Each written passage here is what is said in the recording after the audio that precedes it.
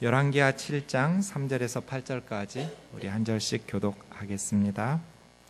성문 어귀에 나병 환자 4사람이 있더니 그 친구에게 서로 말하되 우리가 어찌하여 여기 앉아서 죽기를 기다리랴.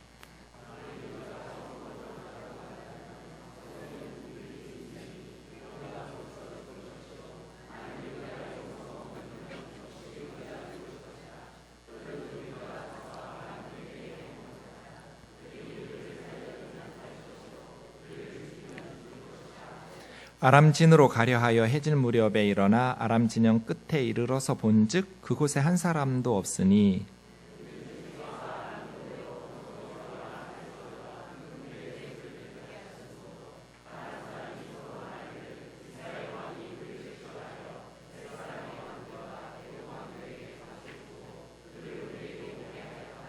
해질 무렵에 일어나서 도망하되 그 장막과 말과 나귀를 버리고 진영을 그대로 두고 목숨을 위하여 도망하였습니다.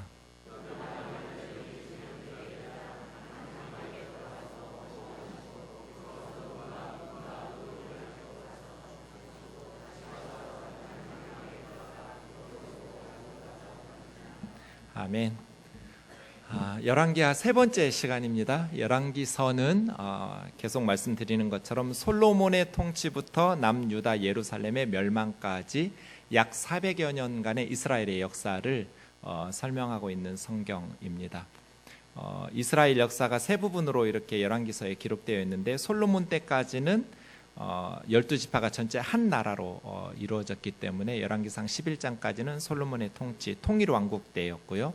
솔로몬이 죽던 해인 주전 931년에 이스라엘이 우리나라처럼 남북으로 갈라졌는데 먼저 북이스라엘이 주전 722년에 아수르에게 멸망합니다. 그래서 북이스라엘이 멸망할 때까지는 남쪽과 북쪽 이야기를 번갈아 가면서 쓰고 있고요. 북이스라엘이 멸망한 이후부터는 이제 남쪽 유다밖에 남아있지 않으니까 남유다가 멸망할 때까지, 이게 열왕기서인데요. 북이스라엘이 멸망하고 136년 후에 주전 586년에 남쪽 유다가 바벨론에게 멸망합니다. 그 이스라엘의 역사가 기록된 성경이 열왕기서입니다. 오늘 본문은 6장 24절부터 7장 20절까지 아람 사람들이 사마리아를 포위하면서 전쟁이 일어났고 또 그 가운데 구원받는 스토리로 되어 있는데요. 여러 가지 이야기들이 함께 묶여 있습니다. 왕 이야기도 나오고요, 두 어머니 이야기도 나오고요, 또 왕의 장관 이야기도 나오고요, 엘리사 선지자 이야기도 나오고요. 그렇게 6장 24절부터 7장까지 이어지는 그런 아람과 이스라엘의 전쟁에 대한 스토리입니다. 6장 24절 먼저 좀 보겠습니다. 이후에 이렇게 새로운 이야기가 시작됩니다. 성경 읽으실 때 이런 표현이 있으면 앞으로 이어질 이 사건은 앞에 있는 사건과 연결 지으라는 그런 표지판 같은 겁니다. 그래서 이후에, 이 말은 이 일이 있은 후에니까 앞에 있었던 사건과 연결되어서 해석해야 되는데요. 앞에 23절까지 무슨 이야기가 있었냐면 시리아 아람이라는 나라가 이스라엘을 전쟁하려고 이렇게 정보를 수집하고 어느 지역으로 침략할까 계획을 세운 후에 그 지역으로 공격하면 어김없이 평소에는 허술하던 그 지역에 이스라엘 군대가 진을 치고 있는 거예요. 이게 반복되니까 아람 왕, 시리아 왕이 무슨 생각하겠어요? 이건 분명히 우리 안에 내부에 첩자가 있는 거다. 어떻게 은밀하게 우리가 의논했던 내용을 이스라엘 사람들이 알고 우리가 공격을 하면 미리 가서 준비하고 있냔 말이에요. 그랬더니 한 신하가 폐하, 그게 아니고요, 이스라엘에 엘리사라는 선지자가 있습니다. 그 선지자가 왕이 침실에서 은밀하게 얘기한 내용까지 다 자기 왕에게 알릴 만큼 그런 능력이 있는 선지자가 있어서 우리가 갈 때마다 그 왕에게 말해서 이스라엘 군대가 미리 준비하고 있는 것이 우리가 실패하는 것이지 내부에 스파이가 있는 게 아닙니다. 아람 왕이 지혜로웠다면 어떻게 해야겠어요, 여러분? 그럼 이스라엘은 안 되겠구나. 이스라엘이라는 나라는 공격할 때마다 그런 엘리사 때문에 우리가 이길 수가 없는 나라구나. 라고 포기하는 것이 지혜로운 듯한데, 이 왕은 그래? 그럼 엘리사 그 선지자를 먼저 제거해야지. 그리고 나서 이스라엘을 공격하면 되겠구나, 이런 생각한 거예요.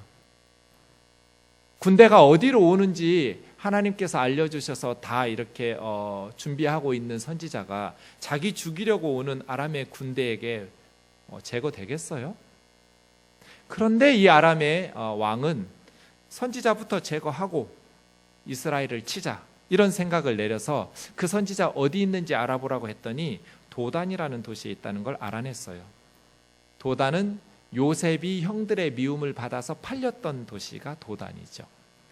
그곳에 선지자가 있다는 거예요. 그래서 아람 왕이 군대를 저녁에 야간을 틈타서 도단에 보내요. 그리고 도단 성읍을 에워쌌어요. 이제 날이 밝으면 도단에서 사람들이 나오면 한 사람도 놓치지 않고 다 제거하자, 이런 계획을 가지고 아람 군대가 엘리사 선지자를 잡으려고 도단을 에워쌌는데, 그것을 알고 엘리사 선지자가 하나님께 기도해요. 하나님, 저 아람 군대의 눈을 어둡게 해주세요.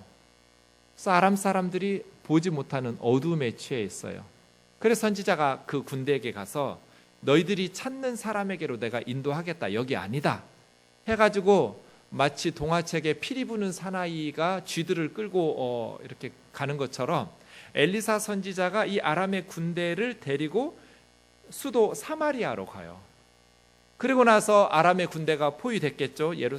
이스라엘 군대에 의해서. 그럼 하나님 앞에 기도해요. 하나님, 이제 저들의 눈을 떠서 보게 해주세요 했더니 보게 된 거예요. 아람 군인들이 무슨 생각했겠어요? 우리 이제 죽었다. 그래서요, 21절에 보면 이스라엘의 여호람 왕이 엘리사 선지자에게 내 아버지여, 내가 치리이까? 내가 치리이까? 무슨 말이에요? 그동안 아람한테 계속 당하기만 했었는데 이제는 몰살시킬 수 있는 절호의 기회잖아요. 그러니 내가 이 아람의 군대를 몰살시키도록 허락해 달라는 거죠. 그랬더니 22절에 엘리사 선지자가 왕에게 치지 마소서. 칼과 활로 우리 힘으로 포로로 붙잡은 사람들도 쳐서는 안 되는데 어찌 우리 힘으로 붙잡은 사람들도 아니고 하나님의 은혜로 이렇게 잡아온 사람들을 칠 수 있겠냐는 거예요. 반대로 그들에게 먹을 것을 주고 포도주를 주어서 먹이고 마시게 한 후에 그 주인인 왕에게로 편안히 돌려보내라고. 그래서 왕이 23절에 선지자의 말을 듣고 많은 음식을 베풀어요, 아람의 군인들에게. 그래서 그들이 먹고 마시고 편안하게 돌려보내줬어요. 한동안은 이스라엘을 침략하지 않았어요, 아람의 군사들이. 여기까지 23절이에요. 이게 이 일이에요. 그리고 24절은 이후에 아람이 쳐들어왔어요. 죽일 수 있었는데 은혜를 베풀어서 오히려 떡과 마실 것을 주면서 배불리 먹이고 마시게 하면서 털끝 하나 손대지 않고 편안하게 돌려보내줬어요. 이런 평화의 충격, 이게 그리스도인들이 세상 사람들에게 주어야 될 감동인 것 같아요. 세상 사람들이 내가 못된 짓을 했으니 이제 저 사람이 나를 힘들게 하겠지라고 두려워하고 있을 때 오히려 예수님의 사랑으로 용서하고 평화를 말하는, 이런 세상 사람들이 충격을 받는 감동을 그리스도인들이 주는 게 맞죠. 피해 보복이 두 나라 사이에 끊임없이 이어지지 않고 사랑으로 용서로 평화롭게 돌려보내 주었는데 문제는 24절이잖아요. 한동안은 침략하지 않았지만 또다시 아람의 왕이 베나닷이 온 군대를 소집해서 적어도 여호람 왕이 살아있을 동안에는 안 와야 하잖아요. 여호람 왕이 오래 나라를 다스린 것도 아니에요. 12년 다스린 왕이에요. 사마리아에서 12년 통치했는데 어느 시점에 그렇게 용서받고 내 부하들이 그대로 살아서 돌아왔는지 모르겠지만 불과 몇 년 만에 다시 침공한 거잖아요. 이것이 세상이에요. 우리가 용서하고 사랑을 베풀었다고 해서 항상 아람의 군대가 다시 쳐들어오지 않는 건 아니에요. 우리는 하나님의 말씀에 순종해서 평화의 길을 선택했는데 은혜를 원수로 갚는 세상의 악한 욕심이 다시 우리를 공격하기도 하는 것이죠. 그래서 우리에게 필요한 게 뭐예요? 마태복음 10장 16절이에요.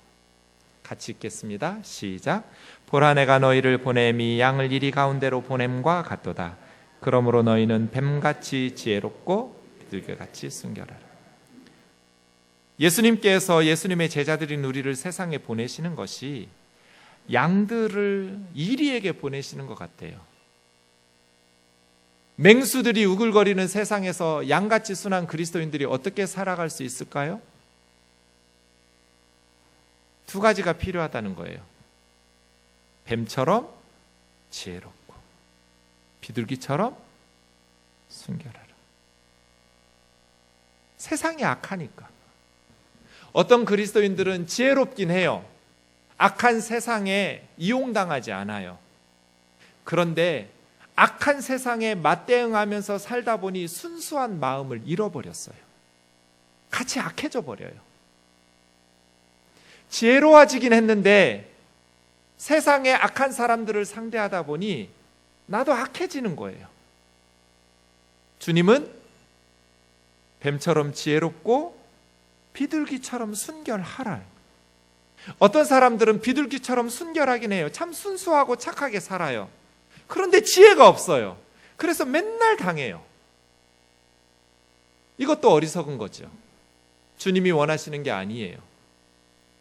이리 가운데, 맹수들 가운데 양처럼 사는 하나님의 백성들은 지혜와 순결함, 순수함이 필요한 거죠. 이 두 가지 면에 있어서 우리가 참 쉽지 않죠. 그죠? 착하게 살고 싶은데, 순수한 마음을 가지고 살고 싶은데 악한 세상에서 맨날 당하다 보면 나도 악해져요. 비둘기처럼 순수해야 돼요. 순수하기만 하면 안 돼요. 속이는 놈도 나쁜 놈이지만 속는 사람도 어리석은 거예요. 뱀처럼 지혜로워야 돼요.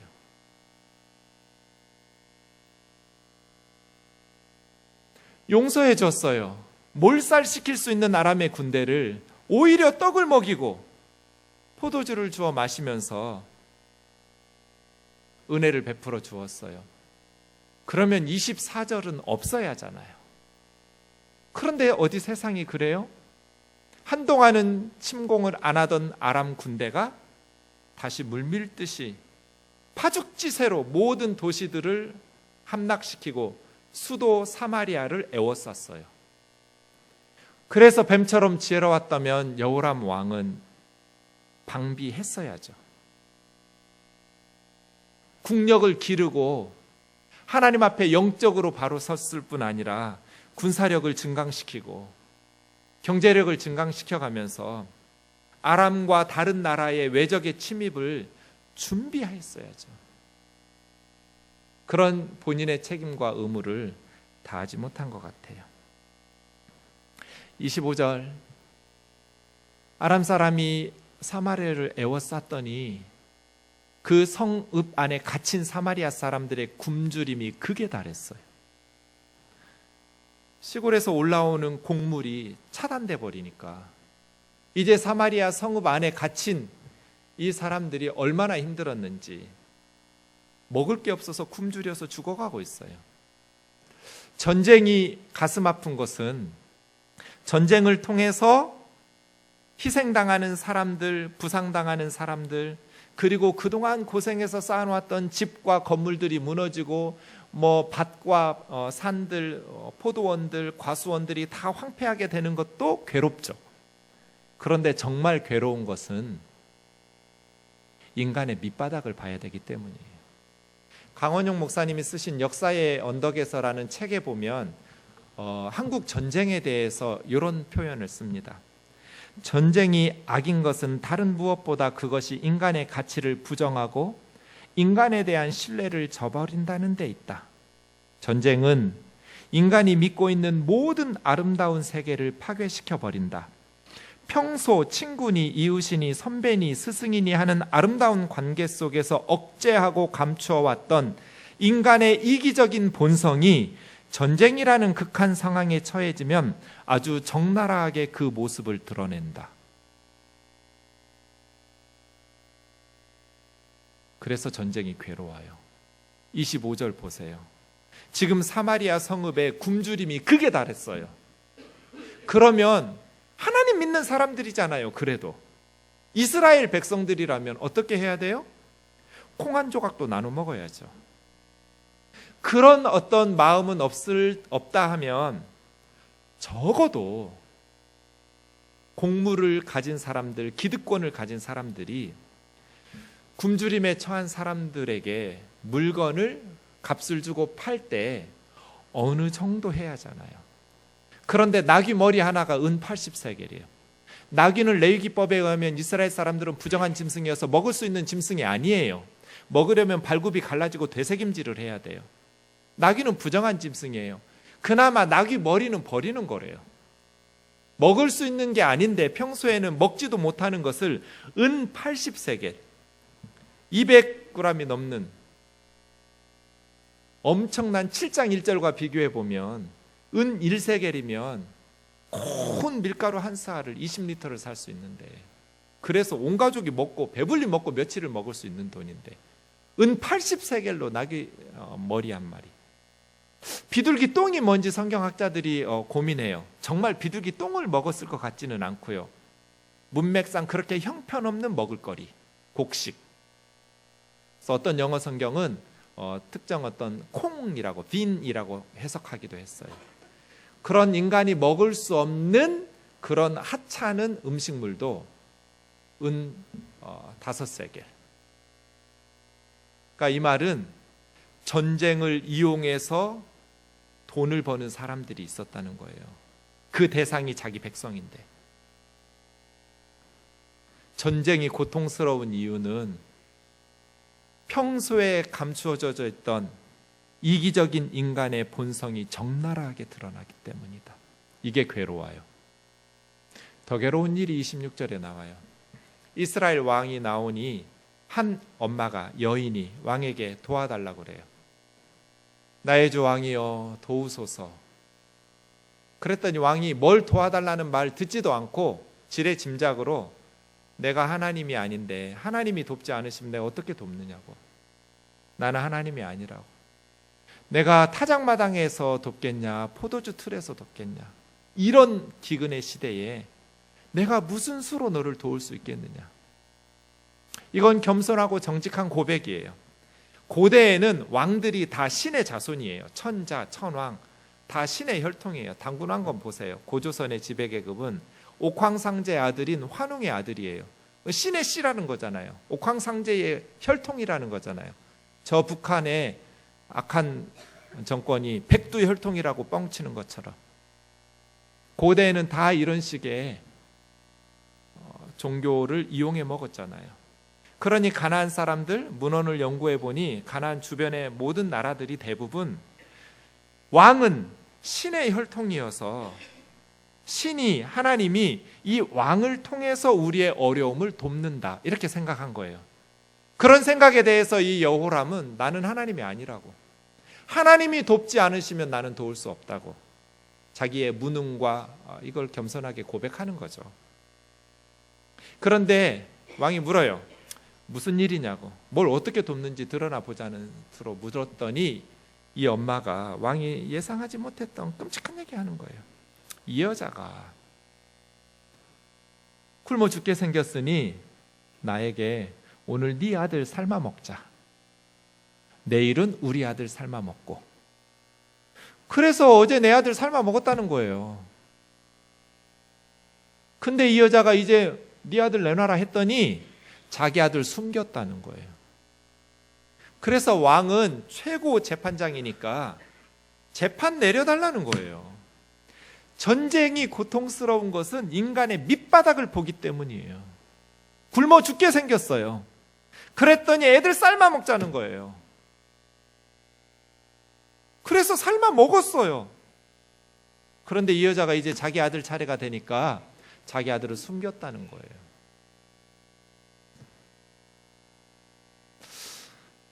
일제강점기에 하얼빈에 일본의 731 부대가 있었어요. 마루타 부대라고 하죠. 이시 시로라는 사람이 총책임자였는데 이 사람들이 생체 실험을 했어요.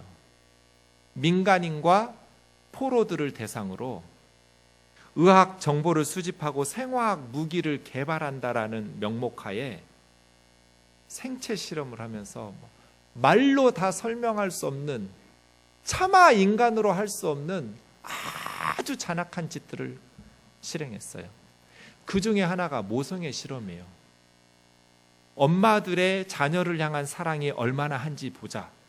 좁은 방에 엄마와 갓난아이를 집어넣어 놓고 바닥에 열을 가하기 시작했어요. 바닥이 뜨거워지기 시작해요. 그랬더니 처음에는 엄마들이 자기 아이를 보호하려고 아이를 품에 안고 그 뜨거운 열기에서 온몸으로 감싸면서 이를 악물고 발악을 하면서 아이들을 보호하기 시작했어요. 그런데 계속해서 열을 가했더니 나중에는 이 방바닥이 달궈진 불판이 되는 거예요. 엄마들이 괴성을 지르면서 이성을 잃어버렸어요. 그러더니 아이를 바닥에 깔고 그 위에 올라서서 죽었어요. 그래서 보고서에 그렇게 써놨어요. 인간은 한계에 도달하면 모성애보다는 자신을 보호하려는 것이 인간의 본성이다. 모성애 실험을 이것만 한 게 아니에요. 아주 다양한 방식으로 했어요. 그리고 결론이 그거예요. 엄마들은 어느 정도까지는 자식을 위해서 자신을 희생하지만 그게 달하고 그 한계가 넘어가면 자식을 희생시킨다.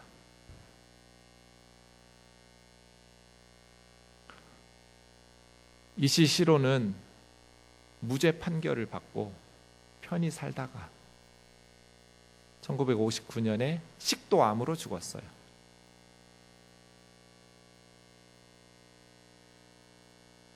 그 글을 읽으면서 나는 다른가?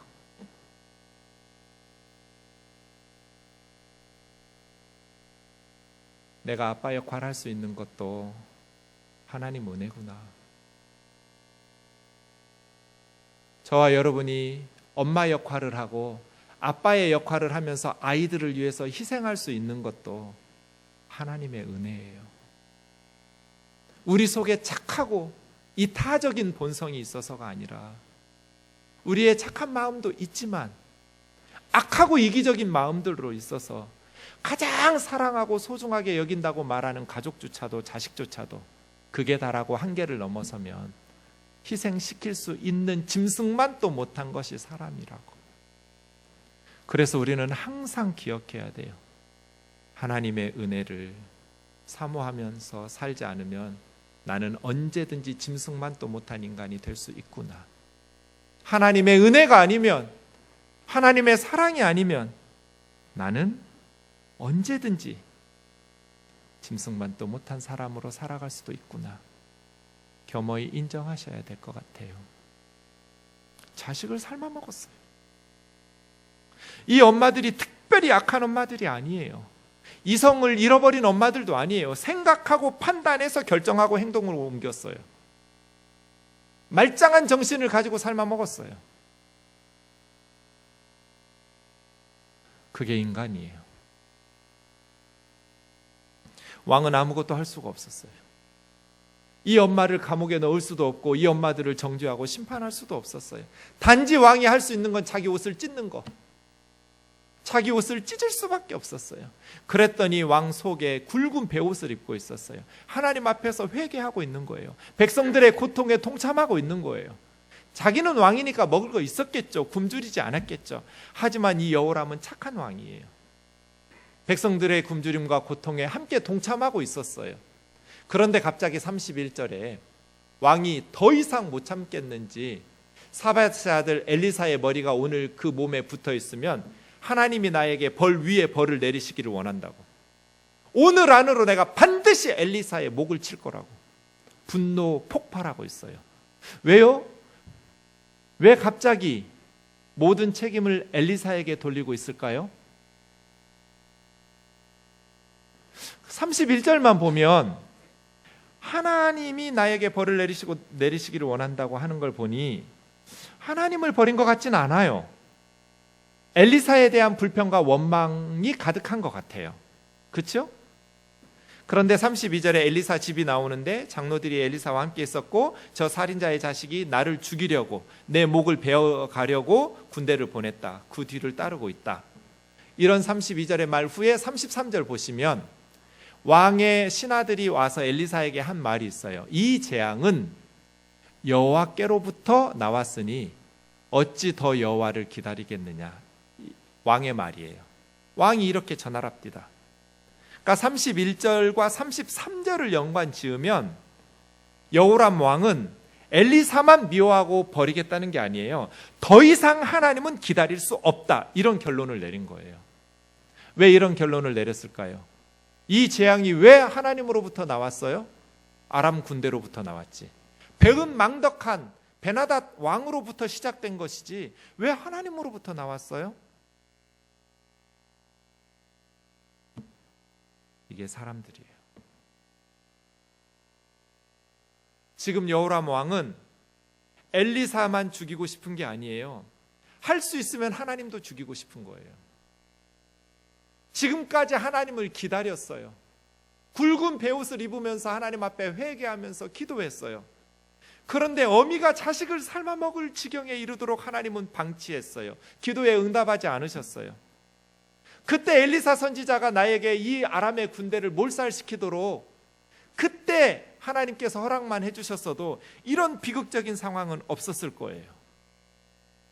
이 모든 게 다 하나님 때문이에요. 이 재앙은 하나님으로부터 나왔다. 이 여호람 왕에 대한 설명이 열왕기하 3장 1절에서 3절에 있습니다. 3장으로 앞으로 가보시면 여호람 왕이 자기 아버지 아합과 어머니 이세벨을 이어서 새로운 왕이 되어서 12년 동안 통치했습니다. 그런데 이 여호람 왕에 대해서 2절에 뭐라고 평가를 내리냐면 하나님 보시기에 악을 행한 왕이기는 하지만 그의 부모 같지는 않았어요. 심지어 그의 아버지 아합 왕이 만들었던 바알의 주상을 제거한 종교개혁을 단행한 사람이에요. 어떻게 이럴 수 있었을까요? 자기 어머니 이세벨이 눈을 시퍼렇게 뜨고 살아있는데 이세벨은 구장가야 죽어요. 예후에 의해서. 아버지 아합은 죽었지만 어머니가 살아있을 때 여호람 왕은 아버지가 만들어 놓은 바알 우상의 주상을 헐었어요. 어머니 이세벨이 노발대발했겠죠? 너 미쳤냐고, 너 이제 큰일 났다고. 그럼에도 불구하고 이런 종교개혁을 단행할 수 있었던 용기가 어디서 나왔겠어요? 여호람 왕에게. 엘리사죠. 엘리사를 통해서 주어진 하나님의 말씀, 또 엘리야 선지자와 엘리사 선지자를 통해서 보여주셨던 하나님의 기적, 살아계신 하나님을 경험하면서 엘리사 선지자의 말씀에 순종해서 아람의 군대를 용서하고 떡을 먹이고 포도주를 주고 마셔서 편안하게 돌려보내 주었잖아요. 그랬더니 돌아온 게 이거예요. 하나님 앞에 몸부림치면서 기도해도 하나님의 응답이 없어요. 언제까지? 어미가 자식을 삶아 먹을 때까지. 더 이상 나는 기다릴 수 없다는 거예요. 더 이상 하나님을 기다릴 수 없다. 어찌 더 기다릴 수 있느냐는 거예요. 저는 여호람이 이해가 돼요. 하나님 말씀에 순종했어요. 어머니가 노발대발 하는데도 신을 건든다는 건 굉장히 두려운 일이에요. 제가 어릴 때 저희 마을에 점쟁이 할머니가 계셨어요. 이 할머니 원래 점쟁이 아니었는데 시어머니가 며느리에게 이렇게 신이 내리는 거예요. 그 집은 대대로. 시집 와서 신내림을 받았어요. 그리고 나서 평생 점쟁이로 살았어요.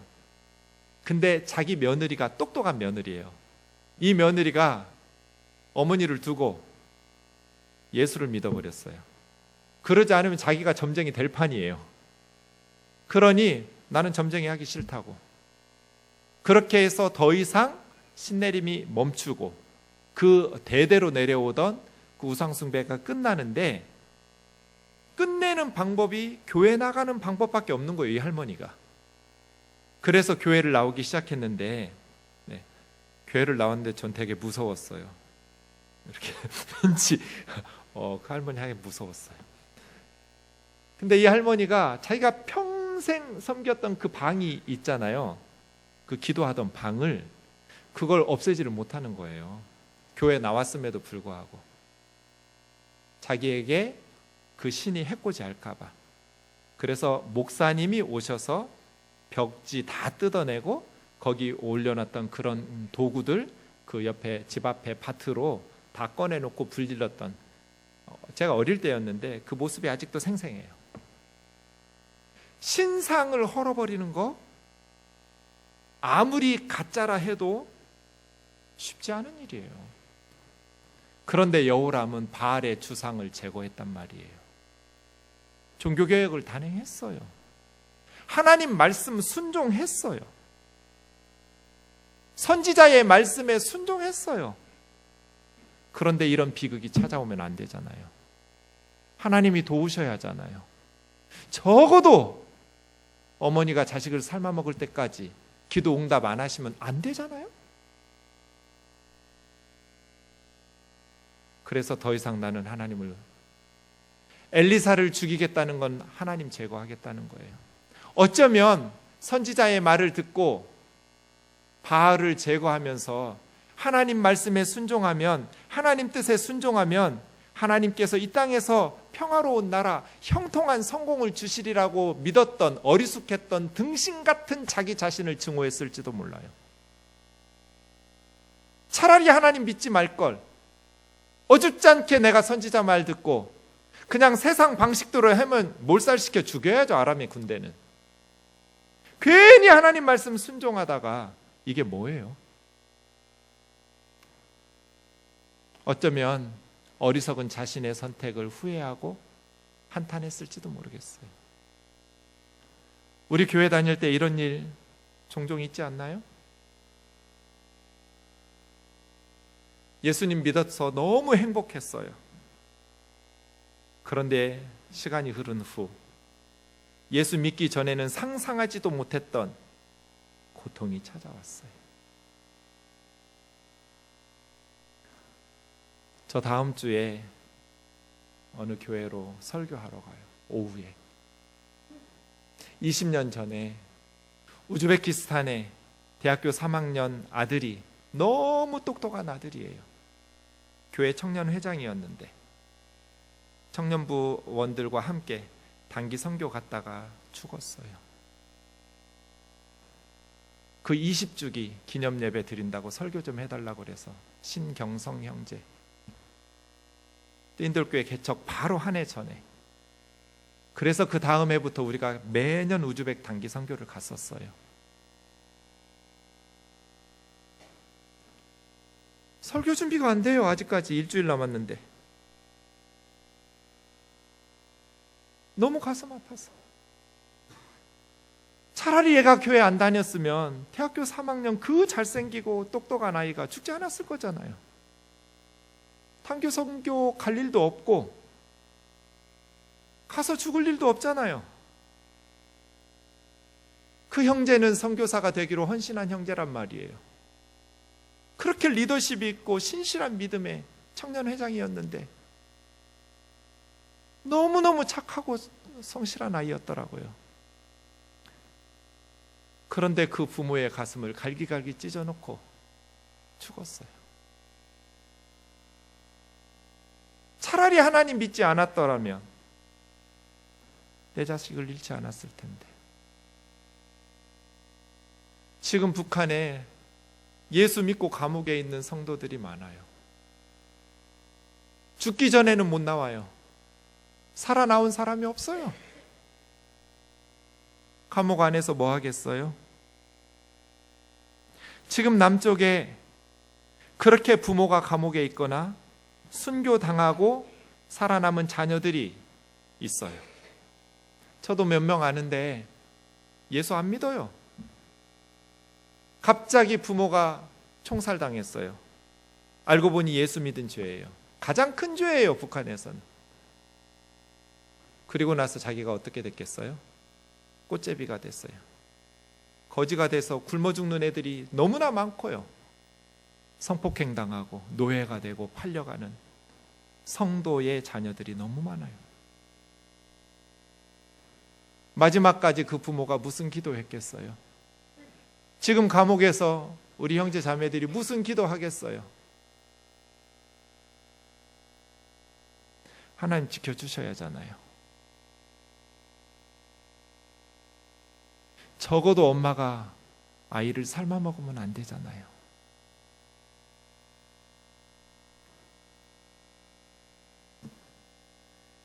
근데 이 여호람에게 문제가 있었어요. 3절을 보시면 여로보암의 죄를 떠나지 않았어요.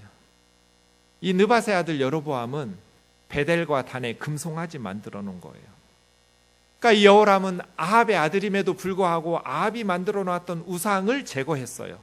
그런데 그 종교개혁이 철저하지를 못했어요. 금송아지를 놔두고 하나님도 믿고 우상도 믿은 거예요. 이런 문제를 안고 있었어요. 잠언 19장 3절 같이 읽죠. 시작. 사람이 미련함으로 자기 길을 굽게 하고 마음으로 여호와를 원망하느니라. 여호람이 미련했어요. 국방을 튼튼히 했어야 돼요.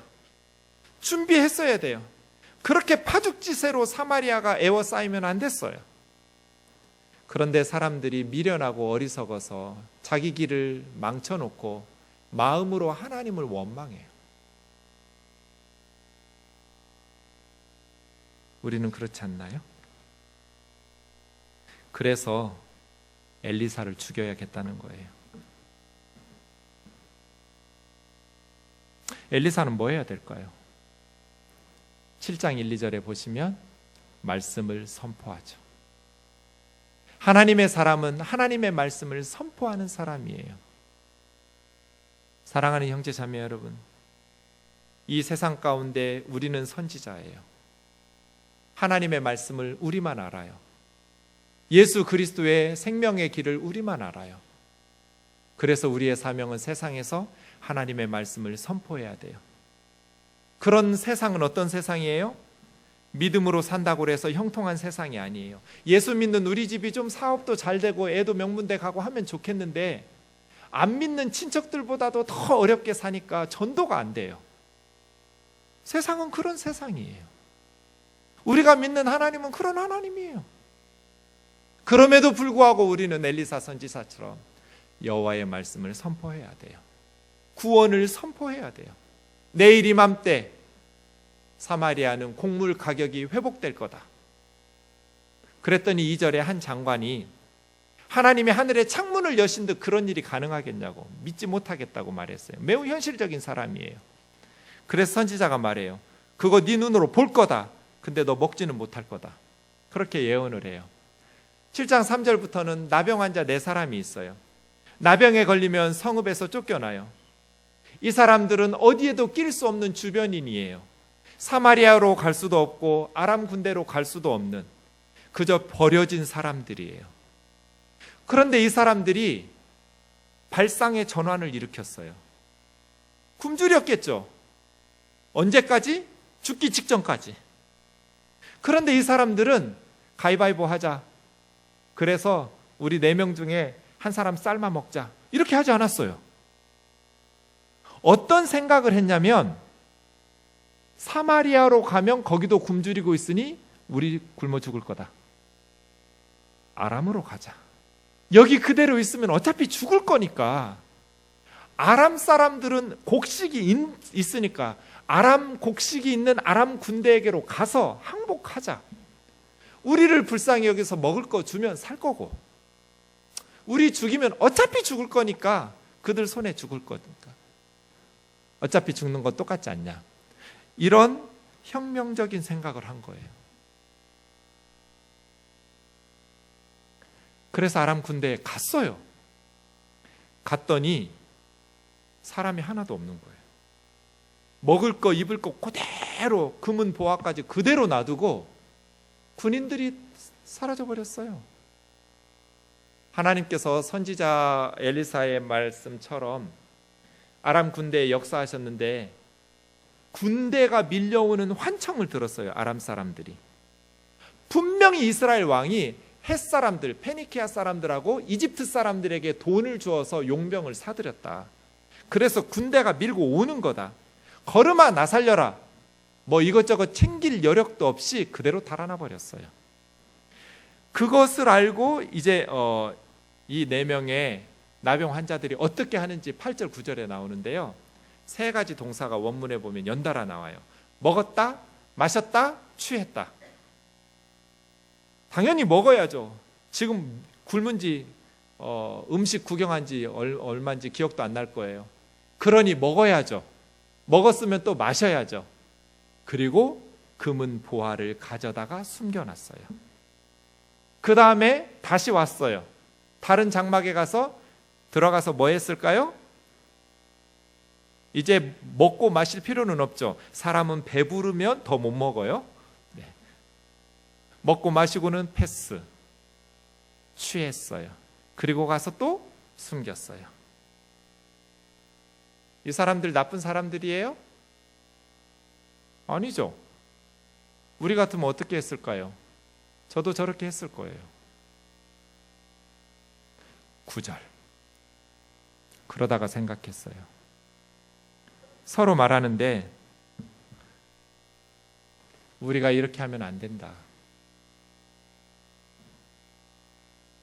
지금 사마리아에서 사람들이 죽어가고 있는데 오늘같이 아름다운 날 이 소식을 알려야지. 알리지 않고 우리만 먹고 마시고 살겠다고 감추면 천벌이 내릴 거다. 나중에 왕이 알면 우리 벌을 줄 거고 하나님께서도 우리를 벌 주실 거다. 그래서 문지기에게 가서 사마리아에 가서 알렸어요. 저는 이것이 귀하다고 생각해요, 여러분. 9절. 처음부터 8절이 먹고 마시고 숨길 시간 없다. 빨리 가서 알려주자. 이랬으면 더 좋았겠지만 그렇지는 못할지언정 인간이니까 이기적으로 금은 보화를 숨겨놓고 그 다음 9절은 할 수 있어야지 않느냐는 거예요. 2가지를 극복했다고 봐요, 저는. 첫 번째는 증오심. 사마리아 사람들이 어차피 우리를 쫓아냈잖아. 그렇으니 잘됐다. 굶어 죽어봐라. 그렇게 생각하지 않았어요. 2번째는 아람 군대가 정신없이 달아났다가 그 다음 뒤돌아보니 아무도 안 오는 것을 알면 다시 여기로 와서 자기들 물건 가지러 가거나 하고 올 수도 있잖아요. 그러니 아람 군대 오기 전에 하나라도 더 숨기자. 이럴 수도 있잖아요. 그러지 않았다는 거예요. 이기적인 욕심을 버리고 이 나병 환자 4사람은 사마리아에 가서 사람들에게 아름다운 소식을 전했어요. 왜? 그 사람들이 놔두면 죽으니까. 그래서 이스라엘이 구원을 얻게 된 거예요. 여러분 기억하세요? 하나님께서는 거룩하고 착한 사람들만 쓰시는 것이 아니다. 성공하고 실력 있는 사람들만 쓰시는 것이 아니다. 그런 사람들도 쓰시지만 버려진 나병 환자 4사람 같은 사람들도 사용하신다. 여러분 인생을 포기하시면 안 돼요.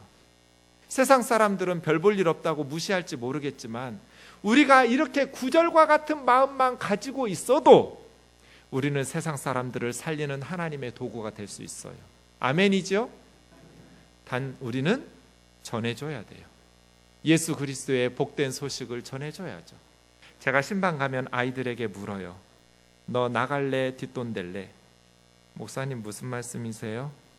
너 선교사로 나갈래? 나간 선교사님 뒷돈 댈래? 둘 중 하나 골라.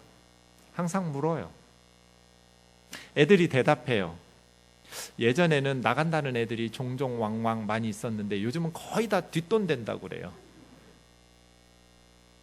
그래, 열심히 실력 길러서 선교사님들 뒷돈 대거라. 여러분 둘 중 하나 하셔야 돼요. 복음 들고 나가든지 아니면 나간 선교사님들을 물질과 기도로 후원하시든지. 공부 왜 해요? 돈 왜 벌어요? 겨우 좋은 집, 좋은 차, 좋은 음식 먹으려고 살다가 주님 앞에 가면 우리 너무 부끄러울 거예요. 비록 우리가 나병 환자 네 사람처럼 세상에서 가진 것이 작고 나눠줄 거 별로 없는 것 같지만 우리는 세상 사람들이 알지 못하는 좋은 소식을 알고 있어요. 예수 그리스도의 생명의 복음의 소식을 알고 있어요. 그래서 우리는 이 아름다운 소식을 전해줘야 돼요. 그러한 주님 주신 사명을 잘 감당하다가 주님 앞에 가서 칭찬받을 수 있기를 원합니다.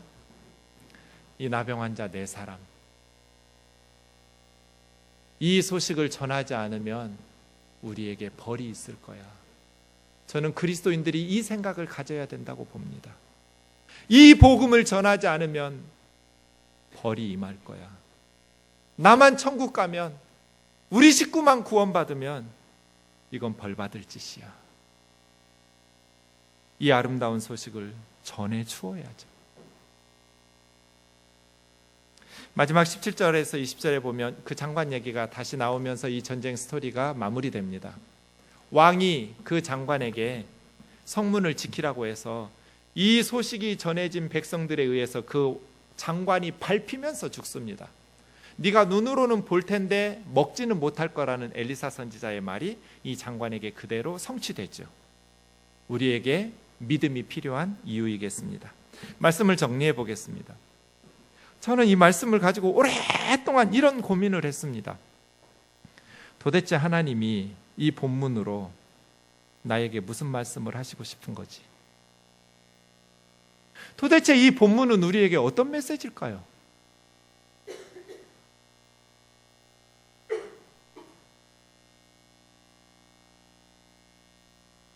놀랍게도 오늘 본문에서는 하나님이 자기 자신에 대해서 변호하거나 설명을 안 하셔요.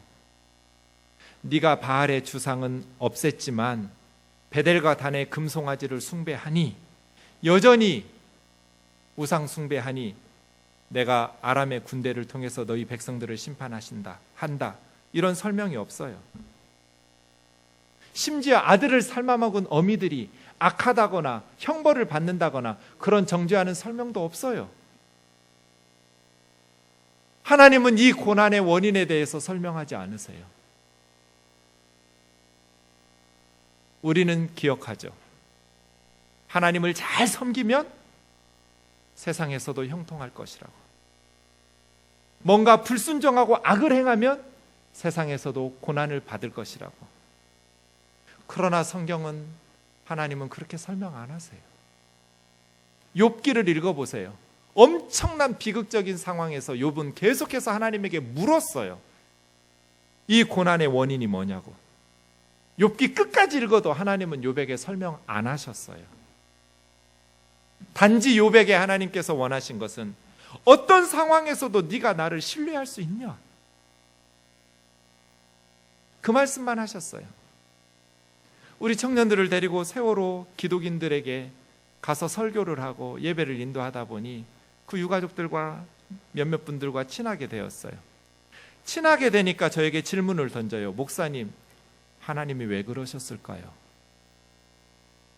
왜 세월호 사건이 일어났었을까요? 저는 뭐라고 대답해야 할까요? 모릅니다.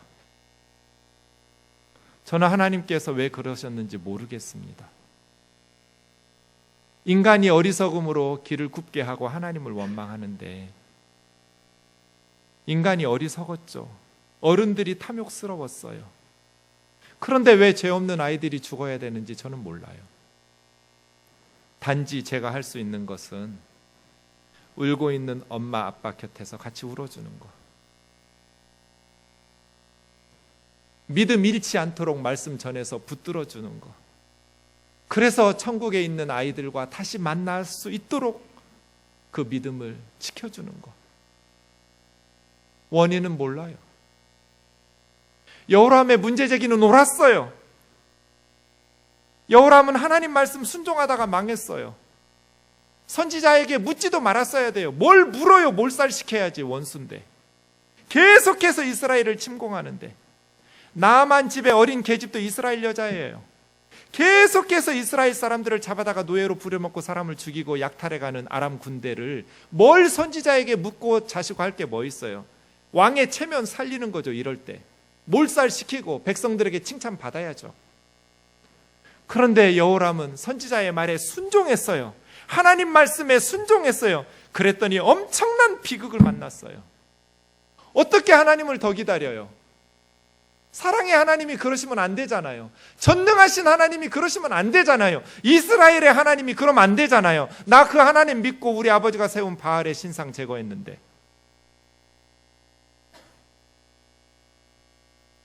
오늘 성경은 너무나 담백하고 담담하게 하나님은 그럴 수 있대요. 사랑하는 형제 자매 여러분, 하나님을 우리 생각 속에 가둬두려고 하면 안 돼요.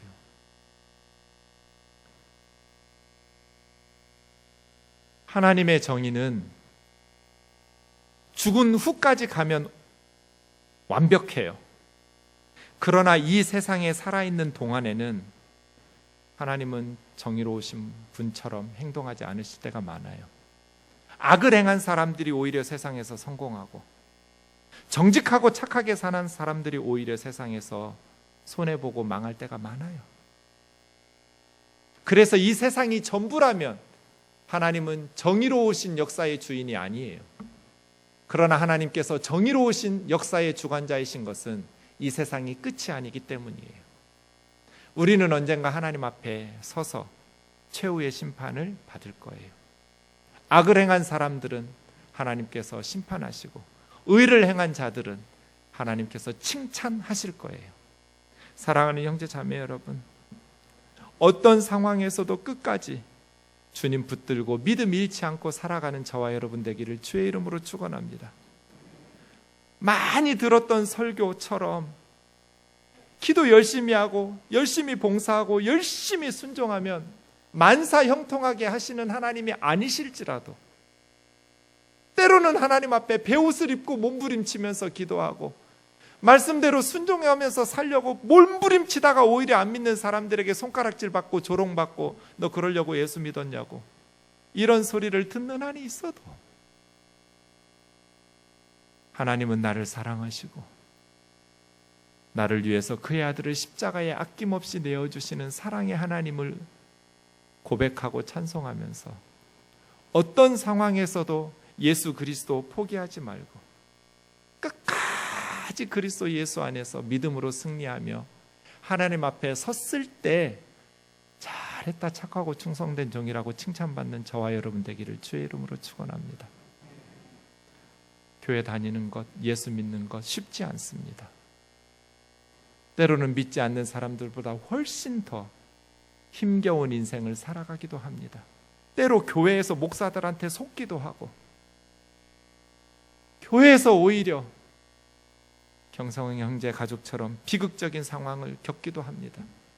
어떤 상황에서도 하나님 안에서 믿음으로 끝까지 인내하며 승리할 수 있기를 주의 이름으로 축원합니다. 저는 너무나 담백하게 쓰여지는 오늘 본문이 소름 끼치도록 두렵습니다. 그런데 세상은 그렇다는 것, 신앙생활은 이런 것이라는 것, 그럼에도 불구하고 하나님을 끝까지 붙잡고 역사의 희망을 일구어가는 우리 생동교회가 되기를 주의 이름으로 축원합니다.